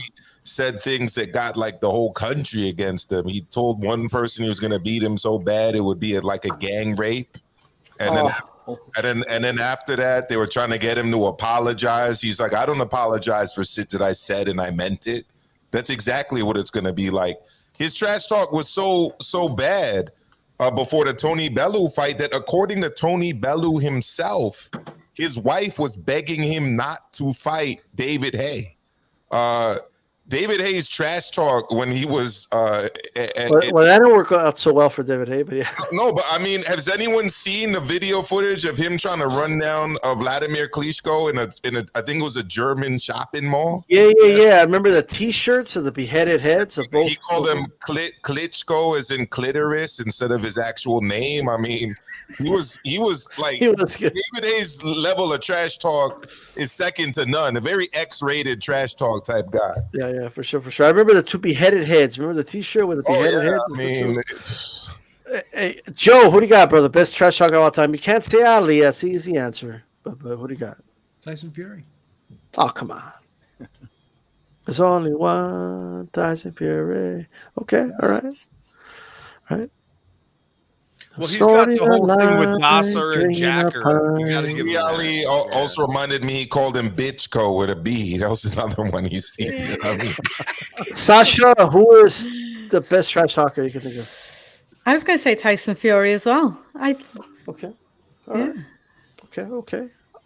George, Tyson talk to us. Fury. Yep. I'm sorry. Go ahead. Oh no, go ahead, John. The whole thing with Fury, with the Jacker and Nasser, and he backs up his shit talking too, which is different. Like, a lot of people got to look at this. Like, he talks a lot of shit, but he backs it up. Yeah, and he makes a brand out of it as well. I mean, everyone, when you watch Tyson Fury fight, everyone's got like Dosser across the t-shirt. Like, he's made so much money from his trash talk as well. Hey, inside joke for me and Joe. Like there's this dude that told him on Twitter. He called Joshua bum, and then he told Joe, what did he say? Don't call him bum. Say Dosser. But Dosser means bum. It's the same thing. I mean, it's a UK slang for bum. Yeah. Hey, you're off the rope. Talk to us. Best trash talker ever, brother. If they need to put a montage of David Hayes trash talking, if someone can do that, someone's really sick at editing, I would love to see that. I think it'd be hilarious. There's many. I think the only one that sticks in my mind is Adrian Broner. Okay. Adrian Broner. All right. You know what? I mean, who else would say, I want to eat your children? I'm the conqueror. Like Lennox ain't no conqueror. I'm the conqueror. I'm Sonny Liston. I'm Jack Dempsey. I'm from their cloth. Mike Tyson, man. This dude was telling dudes, oh, you're like, look at you. You look sweet. I want to kiss you, like, to his opponents. Like, that's crazy, bro. You know what I mean? So I'm just saying, Mike Tyson, although he got a little out of hand at times, was definitely the best trash talker, which segues us perfectly. By the way, great segue. Mike Tyson, was talking to the one and the only, all right, to the one and the only, ladies and gentlemen, Jermall Charlo. Here's Jermall Charlo. You are on the biggest boxing podcast on the planet. You have this opportunity to call guys out, you show people, do some Clubber Lang shit. You know what I mean? You have this opportunity to do this. Instead, when he tells you, well, why don't you fight Benavidez? Meh. Why did you fight this guy? Meh. Well, what about this guy? Meh. Like, that's all I heard. That's all I heard, ladies and gentlemen. Tyson told him fight Benavidez, and he said, well, he's got nothing to offer me. Like, dude, you just fought Montiel. You're about to fight a dude that didn't even bother putting a picture for. But, I don't want to leak the witness. So with that said, Boxing Dev, here's the question. Do we give Jermall Charlo a pass or criticisms of his weak resume or opponent selection weak? Is he a victim? Are people ducking him? Or has he just made poor decisions, in your opinion? It's a poor decision, in my opinion, because the best should fight the best. Canelo is busy right now. He said, fight each other, then I will see to who I give a payday, maybe, or maybe not. But I think this is not a good decision. And Mungia would be a better fight, but it wasn't a good decision too. Charlo should fight the best. He should go for maybe Andrade, Golovkin. I don't know. He should throw beef to everybody. And she's fighting to someone who has no picture on a card, Well, okay. Shushan, same question to you, brother. Is he a victim of all this ducking? Is everybody voting him, or are criticisms of his weak resume valid? The criticisms of his resume are well-founded. And he finds himself in the same shoes as Mungia, who's right now people are, he's got a weak resume, but I don't know if the fault really is with their promoters. At the end of the day, it's the fans that are not getting to see the fights we want at middleweight. The three of them should have fought each other already, on Andre, Charlo, and Mungia. Instead, we're left with watching them either move up to look for a bigger fight or fighting the bottom of the barrel at 160-pound division. The criticisms are well-founded. All right, Jermall Charlo ducked or bad choices. Sasha, what do you think? Yeah, I agree. Bad choices. It's a bit like, he's protecting his own, isn't he? And it's just the same rubbish, I think, in boxing a lot of the times where they give all the talk where they want to fight, the best fighters. And when the moment comes, they don't do it. There's always an excuse. There's always a reason. And I just think too often all these fighters are waiting for the perfect opportunity to fight this mega fight. And then it doesn't happen. And it's just being wasted.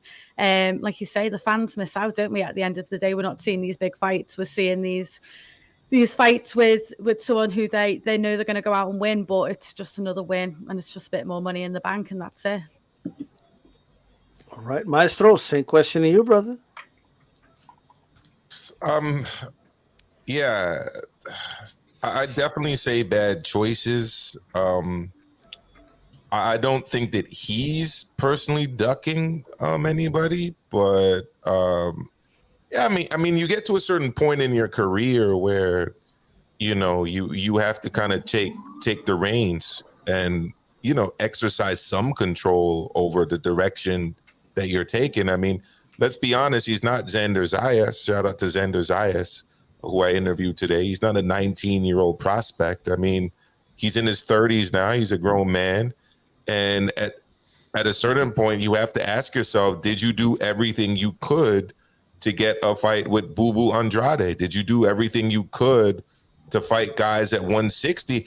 I'm not even asking Charlo to go up to 168 pounds. I don't think that that's necessary, especially considering he has unfinished business at 160. But I do question why he got so upset with Chris Mannix. Shout out to Chris Mannix, great podcast that comes out Fridays.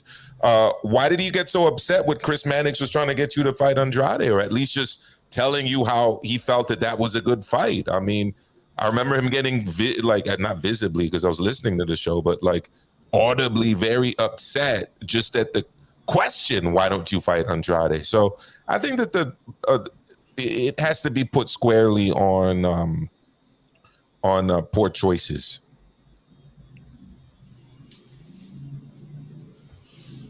D-Style's on mute, so why don't we go to off the ropes boxing and MMA? Go ahead, brother. Yeah, man. I always think when I think about why sometimes these fights don't get made, I truly kind of give the fighter some benefit of the doubt. Their fighters have been fighting all their life, so it's hard for me to believe, especially him being 31 years old, that he's actually afraid to fight anybody. I think at the end of the day, what it could be is, yes, he's protecting his own, and he's just banking off this money that he's making. He's 31. Canelo's 31.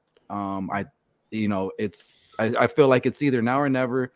And I think after this fight, I don't think he should be crying and complaining or calling out Canelo's name, because I mean, come on, he's fighting Suleki, and we see it every time after every fight. He's calling him Cinnamon Boy, like, hey, come here to Houston, I'll fight you down here in Houston or whatever. Calling out weight class.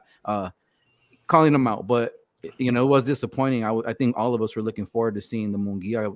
Mungia has been calling them out since 2020, as far as I can remember, on social media.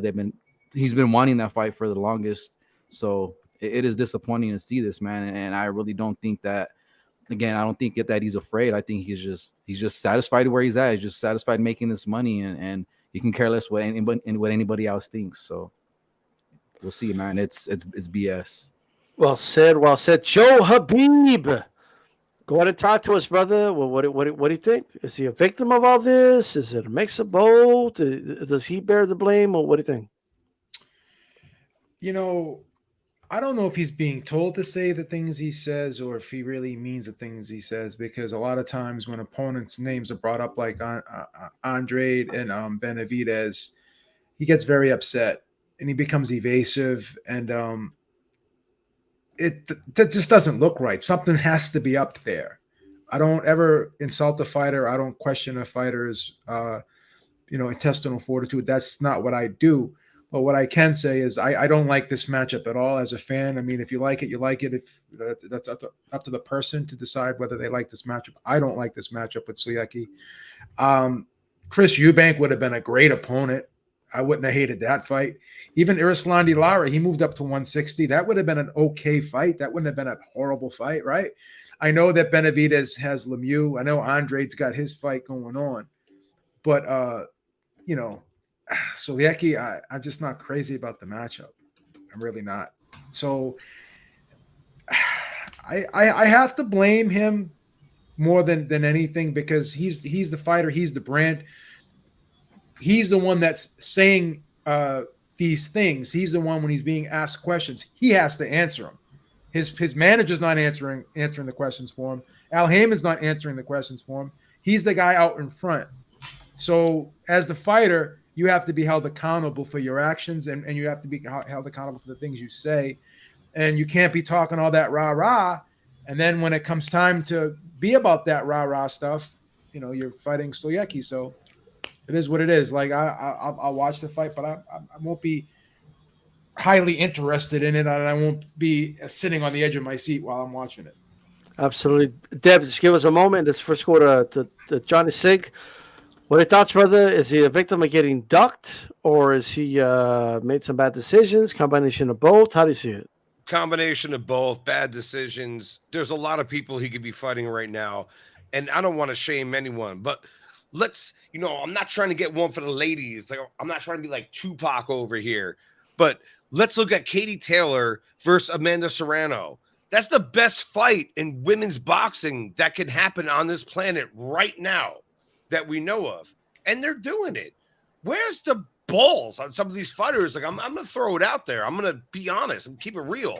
Like, Charlo should be fighting, you know, major fighters like a Canelo or a Benavidez or something like that. Suleki, and they came and get a picture for him? The fuck out of here. Damn. Yeah, I came in hot. There we go. Coming in hot. So Boxing Dev, go ahead. I know you had some thoughts. Sorry, the real fight that everybody want to see is Benavidez against Charlo. That's the fight. Not Benavidez, Mungia, not Benavidez, Suleki, because Team Chocolatito said it exists levels. And the levels right now are Benavidez against Charlo, and then the winner against maybe, I don't know, Golovkin or Canelo, whatever. But that's the fight everybody want to see. Let me say this really quick, and I want to make sure everybody understands this, okay? Jermall Charlo has nobody to blame but himself, okay?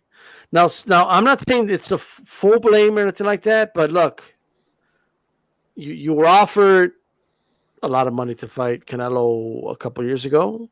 Now, if it's true that he was willing to do it, but Al Heyman kept him from doing it, like if that's true, right? How about you come out and say that? Why don't you, instead of Canelo's ducking you, why don't you come out and acknowledge, you know what? They declined that fight, but if I would have known, I would have signed. I would definitely go over to the zone and beat Canelo's ass, whatever you need to say, right? Like, well, why don't you say that then? Because at this point, you have Roberto Diaz, matchmaker of Golden Boy Promotions, who Maestro and Chief Monkey interviewed, okay, on HCP. You have De La Hoya himself, promoter of Golden Boy Promotions. And no, but come on, they have a conflict of interest, you know, even though they're not with Canelo anymore, right? What about your own brother, dude? What about Jermall Charlo calling you out and saying, I wouldn't have ducked no fight with no Canelo or something like that, right? At this point, and then Espinosa, the president of Showtime Sports, doesn't even deny it. He says, I don't want to rehash things from 2019. You know what I mean? I don't want to talk about 2019. I'm talking about now, right? He couldn't even say, oh, that's not true. We never turned down, like, Charlo never turned down no fight with Canelo. And then okay, let's put it a little aside. You could fight Andrade. Well, every time he's interviewed, he says Andrade's nobody. Nobody knows who Andrade is. He even agrees with Canelo and says, oh, you know what? At a press conference says, oh, Canelo's right. He is a trash fighter. You know, he's a terrible fighter. I don't need to fight him. He does nothing for me. Benavidez, he talks about how he can knock out Benavidez. Benavidez calls him out and says, okay, let's do the fight then. Move up and fight me then, since you can knock me out, right? You have his trainer, Ronnie Shields, on the interview saying, well, he brings nothing to the table. He's got no belts. He's on the – you have Mike Tyson calling him a Mexican monster. That's a perfect opportunity to say, well, I'll fight him then. Let's do it. So Mike Tyson thinks he's a Mexican monster. I'll fight Benavidez. No, instead he says, he's no monster. He brings nothing to the table. He does nothing for me, right? Apparently, Suleki has a bunch of belts I don't know about, okay? And it's this tremendous name or shit, right? This is crazy.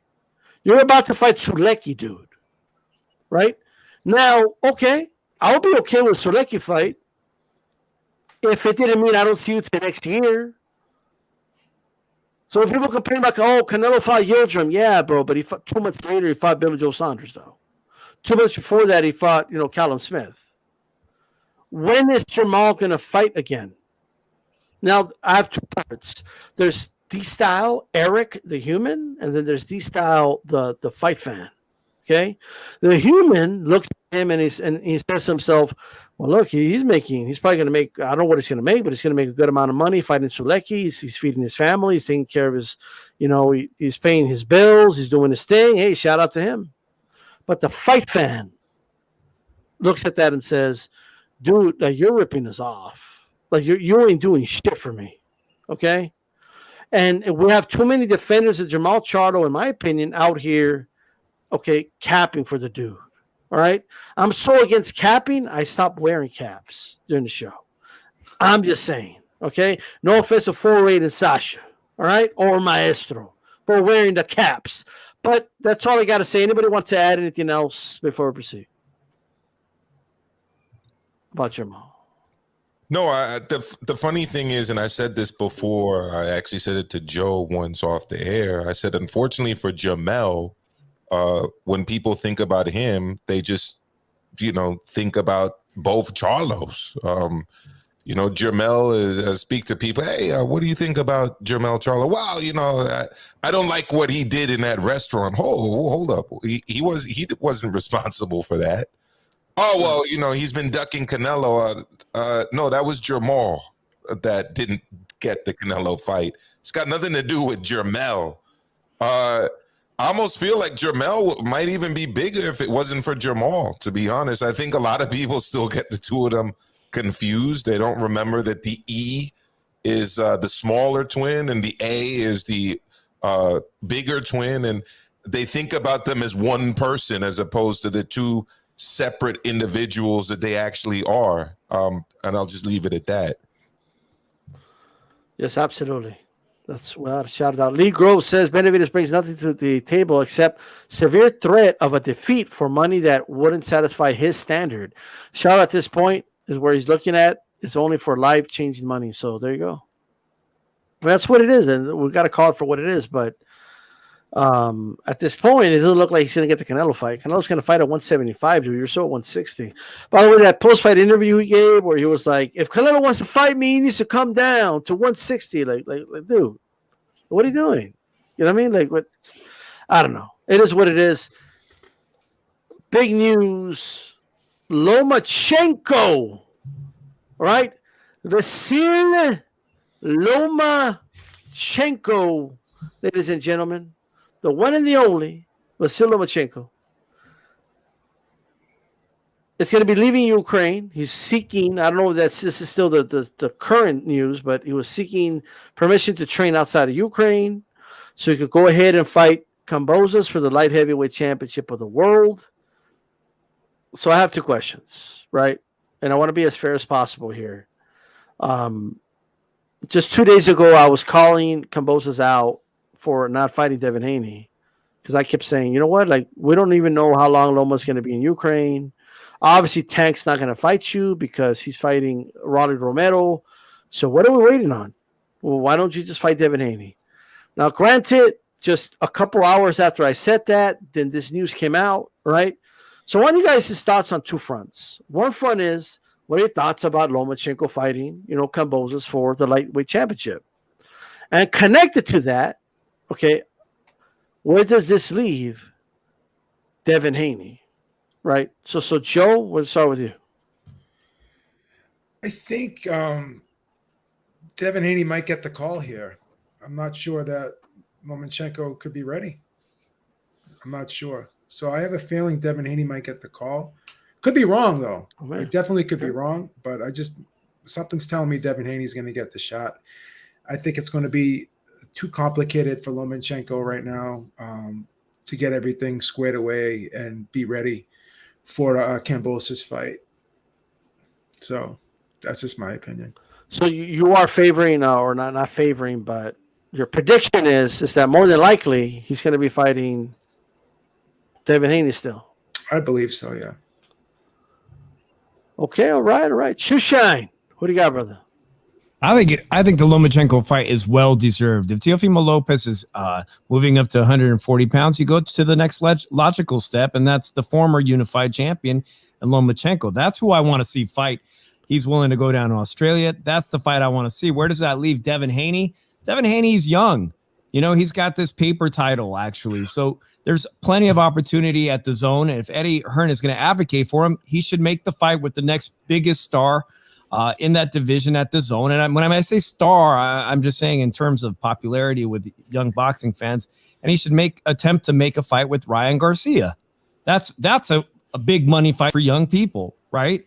Let the big boys and the true champions Lomachenko and Kambosos go at it. Devin Haney can even bottom feed and go for guys that are offered by Oscar De La Hoya, like a William Zepeda, who's also a really strong fighter and no laughing matter, a real potential contender at 135 pounds. There's quite a few guys at the zone. So I'm hoping to see the Lomachenko fight come to fruition. Okay, all right. Maestro, what are your thoughts about all this, brother? Well, I mean, look, I'm coming at this from two different perspectives. The first perspective is that I want to see Haney get the shot at the big fight against George Kambosos Jr. Haney's a WBC champ. It's not his fault that this franchise champ status went from being everyone gets a trophy to a title that's defended and can be transferred in fights. And at the same time, though, you know, I want Lomachenko to be able to continue with his career. I want the conflict over there to stop, and I want him and Usyk and all the other Ukrainian athletes and Russian athletes just to get back to some normalcy and for them to continue on with their careers. So I don't necessarily think that the Lomachenko Kambosos fight is the fight that I want to see, just from a personal level. If it happens, it's a great fight. But I also want to see Lomachenko in a safe place where he can train properly for his next opponent, whoever that may be. Okay. All right. Johnny, talk to us. What's your thoughts on this, brother? You're muted, brother. You're muted.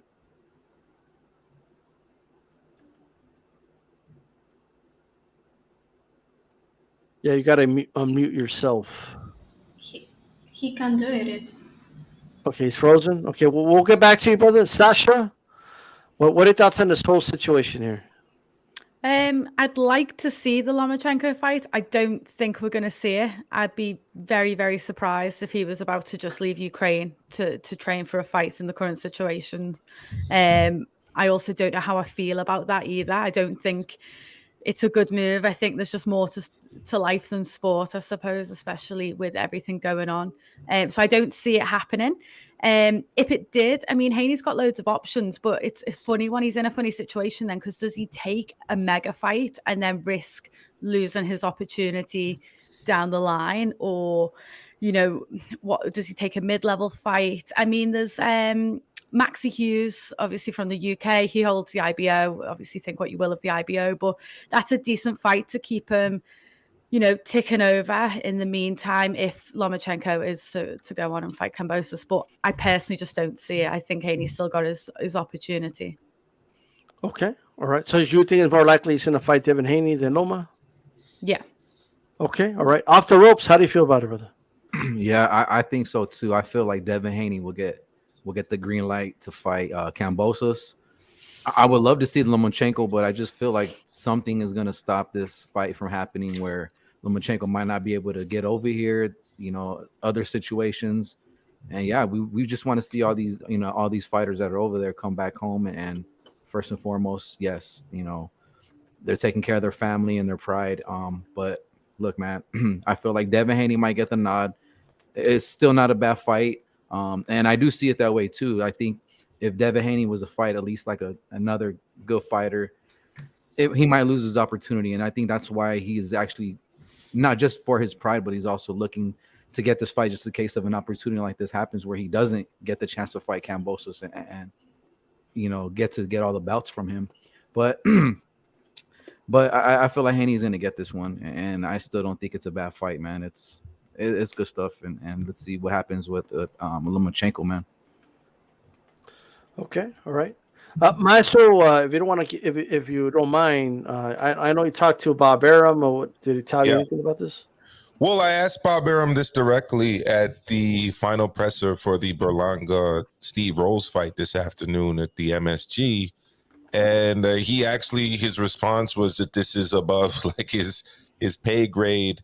And it sounded to me as what he was saying was that, look, there's just a lot going on with geopolitics and with the situation that Loma's in that makes closing this deal difficult. I also interviewed Lou DiBella as well, who said to me again this afternoon in New York here that he's looking at multiple opponents. I asked him if one of those opponents is Devin Haney, and he said yes.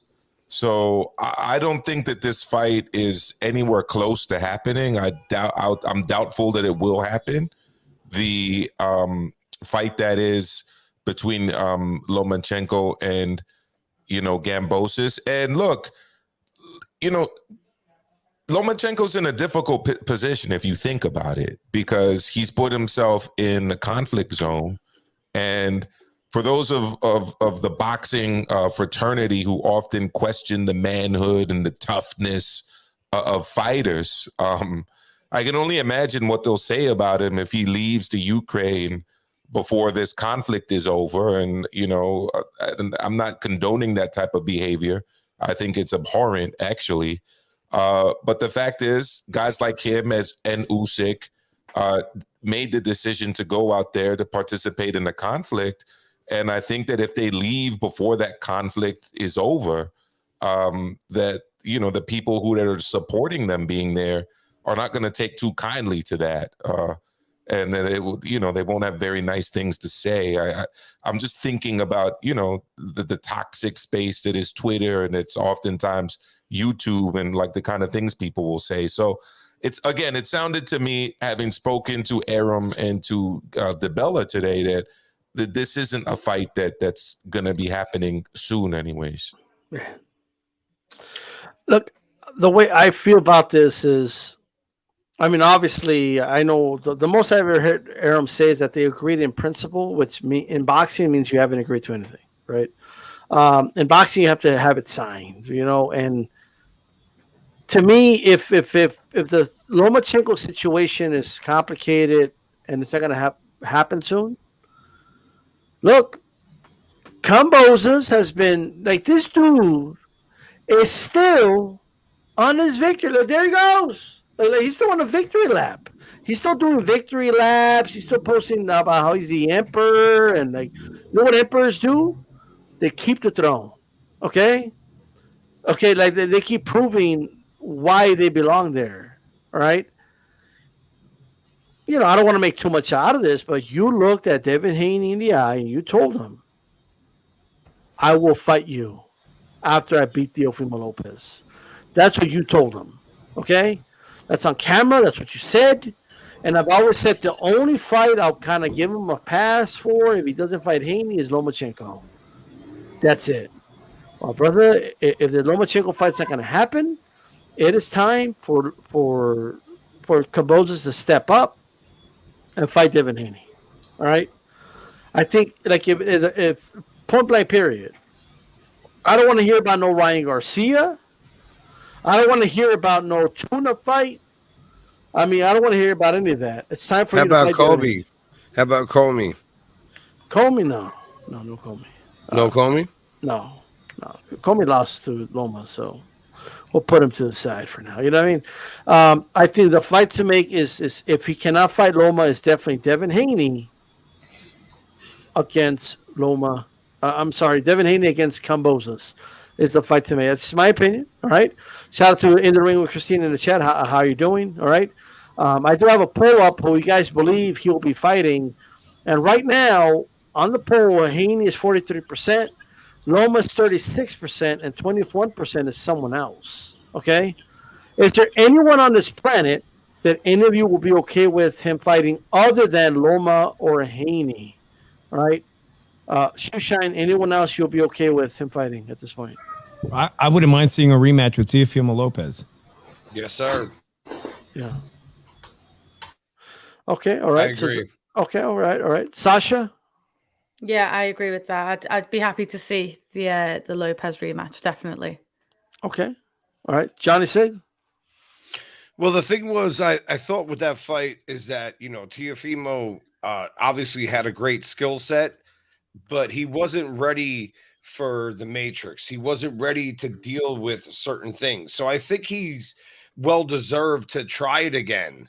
Like sometimes, you fail, but they got to hit that reset button, like old school Nintendo games, like, just reset it and play the game the next way you can, the best you can. And I think Teofimo is better than what we saw on that night. I think someone was off with him. If he can make the weight, right? It just depends, right? But we don't know. But anyone else other than Haney Loma that you want to hear about Kambosos fighting? I mean, the name I would have said would have been Tank Davis, but Tank Davis, as we all know, is signed on to fight Rolly. And the other name I would have mentioned would have been Ryan Garcia, but Ryan Garcia is now signed on to take on the second best Ghanaian lightweight in Tagoe. So who's left? I mean, would anybody be okay with an Isaac Pitbull Cruz fight? See if you could do a little bit better than Tank. I don't know. Roland, I don't really know. What about Michel Rivera, the baby Ali? I guess what I'm trying to get at, like if the Haney fight's on the table, would you tolerate it? Would you be okay with any of those fights? If it's off the table, you mean? Well, is it off the table? No, I want him to fight Haney. Haney's available. Haney wants to fight. Fight Devin Haney. Matter of fact, tomorrow I'm going to try to get an interview with Peter Kahn, his manager, because Peter, not only is he from the Bronx, New York, where I live, good guy, by the way, but he's also Xander Zayas' manager. So, I'll try to get an interview with him and post that to my channel tomorrow. Salute to the Fight Doctor. Yeah, I want to give a shout out to Fight Doctor. I want to give a shout out to Trap House Boxing. I've been subscribed to Trap House for years. I want to give him a shout out. Shout out to you, brother. I hope everything's good. HLD, AHDZ, Knocked Out by Kenny. Everybody subscribe to Knocked Out by Kenny. Go ahead and put your link, brother. George, anyone else that you'll be okay with other than Loma Haney? Shoot, I would say it's a tough one. I mean, hypothetically speaking, Zepeda wouldn't be a bad fight. I mean, I don't know if he has anybody. That would be a good one for me. And I mean, of course, I think we would love to see Teofimo, but as far as we know, Teofimo can't make it 135 anymore. He has nobody to fight, right? Arnold Barbosa is calling him out, so let's see what happens. But William Zepeda would be a good one for me. All right. Boxing Dev, other than Haney or Loma, is there anyone else you could look at and say, okay, I'll be okay with this fight for Kambosos? Okay, I have many points, and I will try to explain every one of them. I don't think Loma should fight against Kambosos next, because I think he's into a war right now. And if he comes to United States and trying to fight, I don't think he is mentally prepared to fight an undisputed championship, maybe. But what happened if Loma has the deal to fight Kambosos? that means that Haney doesn't want to fight because he doesn't want to go to Australia to fight against Kambosos. You know, where this leave Haney, I think he's a talker. He's avoiding go and fight because if you have the knowledge that you can beat someone, you go there, you kick your ass and fight. And that's all, and win the fight. So if he hasn't a deal right now because he doesn't want to fight, you know that. And look at what happened here. If Loma beats Kambosos, Haney won't talk about to fight against the undisputed championship in the undisputed lightweight championship anymore. That's what's happening. All right. Beeb, what about you? Anybody else other than Loma Haney? Not really, man. Maybe Tank Davis. That's it. That's it, right? Okay. All right. Well, there you go. All right. Hey, guys, this has been a phenomenal show. Make sure you check out Joe Habib on Ringside Reporter every Sunday. Okay. Boxing Dev here on YouTube. That's Boxing Dev. And then Off the Ropes, Cat Stem. He's on Chile with Chicano Prophet. Maestro A Boxing. Check him out with his co-host Kenny T every Monday, 6 p.m. Eastern. That's Maestro A. Make sure you check him out. Johnny Sago, what you got going on, brother? Like, what's sit down with Johnny Sig. I got actors on, musicians on, boxers on, UFC fighters, wrestlers. We do it all over here now. well, there you go. And Sasha Jones, what you got going on your channel right now? We've got interviews coming up, and we have a weekly roundup as well of all women's fight news. Okay. And also the Shoe Shine every Monday after Power Punches. Make sure you check them out. And, of course, D-Style Boxing. Okay, make sure, the new channel name is HCP Boxing Network. Ladies and gentlemen, and I did put the link to the women's boxing channel, Women's Boxing News. Go ahead and check that out.